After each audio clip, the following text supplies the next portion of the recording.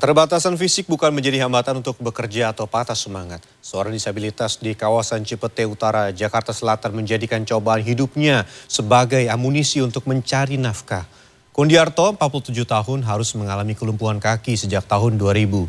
Ia berjualan asongan keliling berkilo-kilometer di atas kursi rodanya. Simak selengkapnya dalam Inikah Takdir.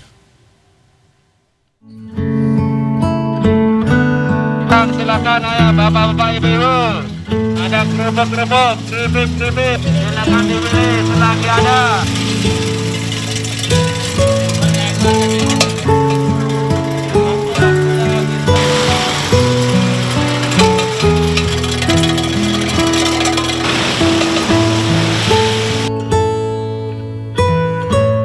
Seperti inilah potret keseharian Kundiarto bersama sang istri. Mengandalkan kursi roda yang sudah ia modifikasi untuk mencari nafkah dari satu tempat ke tempat lain. Dirinya mungkin tidak seberuntung kebanyakan orang yang bisa berjalan normal, namun semangatnya bertahan hidup tidak perlu diragukan.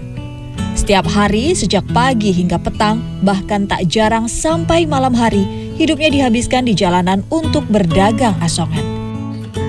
Mengitari kawasan Cipete Utara, Jakarta Selatan berkilo-kilometer, menawarkan jajanan kepada orang-orang di sekitar.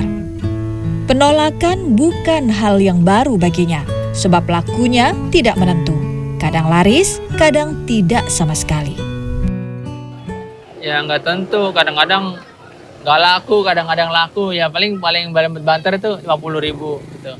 Ya untungnya paling ditaksir 20.000 untuk itu ya, untuk bayar kontrakan di tabung. Iya per hari 20.000. Kalau bayar kontrakan 1 juta. Kalau makan sehari-hari itu saya ada yang dari kakak saya, ada yang sendiri, ada dari luar gitu. Jadi nggak tentulah istilahnya. Saya usahain nih supaya cukup gitu aja. Meski dengan keterbatasan fisik, ia tak pernah putus asa untuk terus menjalani hidup. Kapanpun dan dimanapun, ia selalu memanjatkan puja-puji kepada Sang Pencipta. Tak pernah ia tinggalkan ibadah wajib bagi umat muslim agar senantiasa hatinya selalu tabah dan ikhlas menerima cobaan yang menimpanya. Banyak sekali tantangan dan kendala yang dihadapi selama berdagang. Jatuh, jalanan yang ramai kendaraan, serta polanya yang sulit dilewati hingga tersesat berhari-hari. Kalau keserempet pernah, cuman kalau jatuh itu cuma di lubang aja sama tanggul. Jadi pas hujan itu nggak kelihatan lubangnya, kena air gitu langsung pluk, langsung ini bannya pecah patah gitu. Itu yang jadi kesalahan saya. Meski sulit, ia tetap bertahan menjalani profesi ini sejak 2015. Tak ada lagi pilihan baginya untuk bertahan hidup, tak mungkin berpangku tangan kepada orang lain. Seberapapun hasilnya, tetap disyukuri. Kundiarto mengaku beruntung sekali dipertemukan dengan Ati Suprapti yang berkomitmen menjadi teman hidupnya sejak tahun 2009. Menerimanya apa adanya, serta selalu mendukung apapun usaha yang dilakukannya.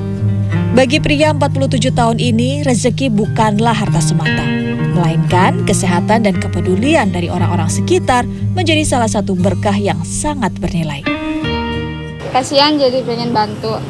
Salut karena semangat aja jualannya gitu. Kundiarto menceritakan kenyataan pahit yang harus ia telan sejak tahun 2000 silam. Dia secara mendadak jatuh sakit, bahkan koma selama 2 hari. Kala itu, dia sedang menjalani masa training sebagai office boy di sebuah perusahaan asing di Jakarta. Ia didiagnosis terserang virus meningitis, yaitu radang selaput otak dan sumsum tulang belakang.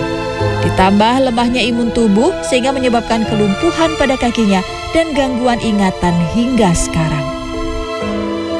Kan saya kerja di orang Korea selama 3 bulan baru master training sebagai office boy. Terus pas itu saya kena virus meningitis. Kata dokter kurang makan, kurang istirahat, banyak pikiran. Terus pas jam 4 sore saya kena serangan pajar berupa virus meningitis, saya koma. 2 hari 2 malam dibawa ke Cipto, 3 bulan dirawat. Sejak saat itu hidupnya berubah total. Berbagai obat sudah dirasakannya selama dirawat di salah satu rumah sakit ternama di ibu kota.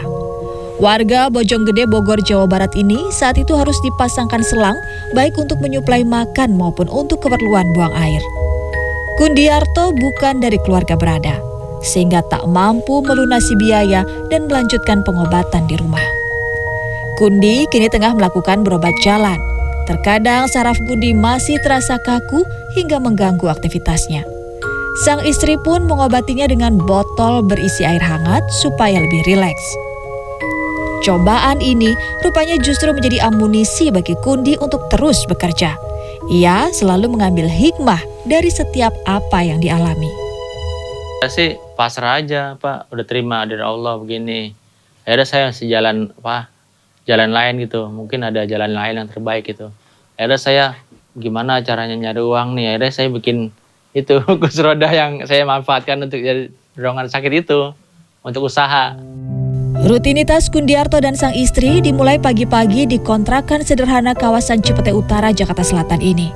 Sang istri menyiapkan apa saja yang akan dibawa berdagang. Ati menggoreng kerupuk yang akan dijual secukupnya sebab khawatir akan tersisa banyak. Kemudian bersama-sama keduanya mengemas secara sederhana.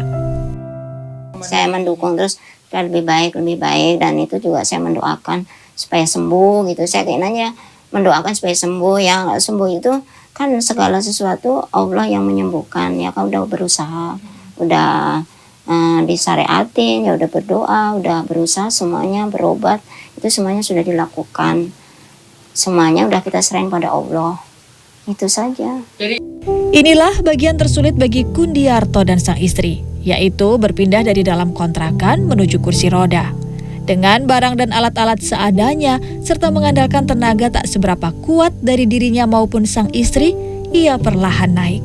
Sepatu boot ini membantu melindungi kakinya yang tanpa disadari kerap jatuh ke aspal hingga menyebabkan luka. Sang istri yang terpaut usia 6 tahun lebih tua ini harus terus mendampinginya mencari nafkah. Ia khawatir apabila terjadi lagi hal-hal berbahaya yang pernah suaminya alami.